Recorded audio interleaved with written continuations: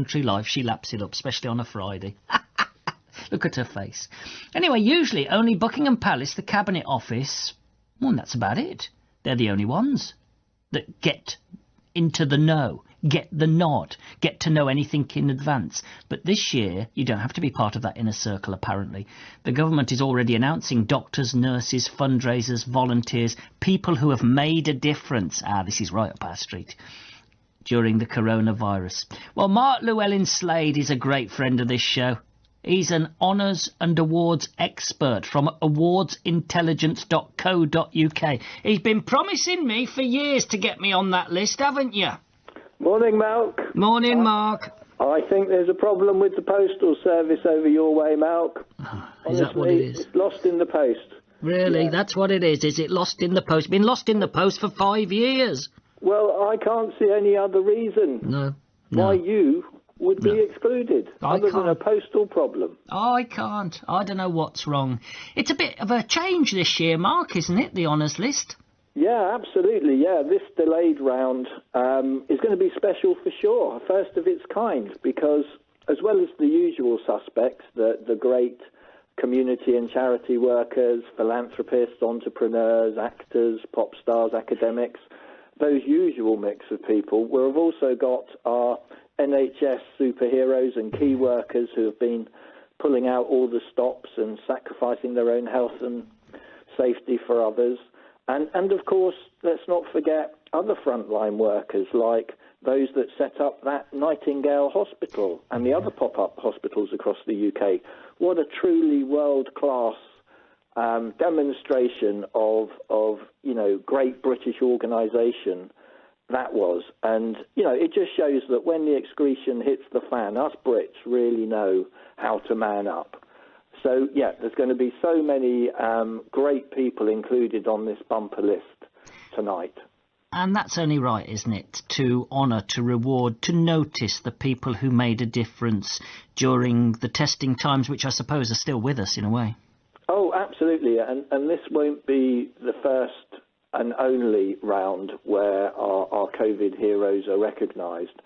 This will happen again, I'm sure, at New Year and into the birthday list next year. But we don't know exactly how they'll be recognised. They could receive the usual type of honours like a British Empire Medal or an MBE or an OBE, or the Cabinet Office in the Palace could introduce a new honour specifically to recognise those who've gone that extra mile. So perhaps they could call it the Queen's Humanitarian Medal. It could be used to highlight and reward other frontline healthcare workers and other key workers in the future. If we have another crisis like this, or a Grenfell-type disaster, or a major terrorist attack which results in these people coming to our rescue again. Another option is the George Cross. Ooh. Yeah, she could hand out those. Yeah. They were first introduced by King George VI in 1940 to reward acts of extreme bravery in the Second World War. It was aimed primarily at civilians engaged in rescue work and bomb disposal and that kind of thing. But it could be used for the COVID heroes.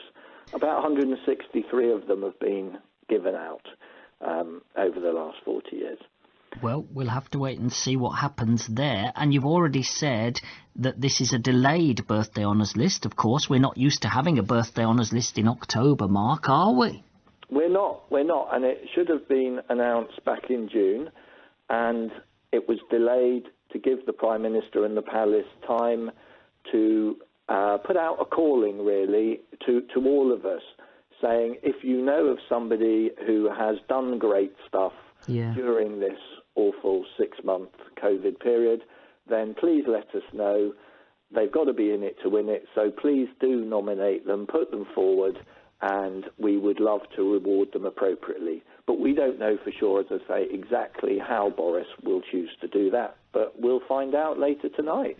Later tonight, and then it'll be in the papers, all over the papers tomorrow morning, and on the radio and the television as usual. Maybe that's what it is, Mark. Maybe the Queen's thinking about a special honour just for me, like the Malcolm Boyden Medal. Absolutely. I just don't understand what's gone wrong, Malcolm. I mean, you have been serving the great people of Hereford and Worcester for years now, keeping them informed, keeping them entertained. I mean, what more does a man have to do to get a gong? And I've had you on this side from awardsintelligence.co.uk. It's not as if you haven't been banging the drum, is it? I've been saying this for years, Malk. Oh, no. Honestly, I'm doing my best. I'm fighting your corner. I promise. I promise. Well, it's always lovely having you on the show, and thank you for being a great sport as always. So it's going to be intriguing tomorrow, later tonight and then tomorrow when we find out who's got these things and what they've actually got. Mark, thank you for your time and expertise as always. You're welcome, sir. Thanks for having me. I shan't get anything. You know I won't get anything. Not a bean. Mark Llewellyn-Slade there, he's a great lad, isn't he? From awardsintelligence.co.uk. Tomorrow, then, on The Breakfast Show on BBC Hereford and Worcester, if you don't read it in the papers, you'll find exactly who's got what and what they've got. And I guarantee it will be people, and we love this bit of it, who have made a difference. Together, we can make a difference.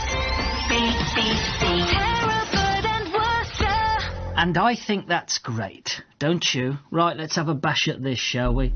It is your mental mind workout for a Friday.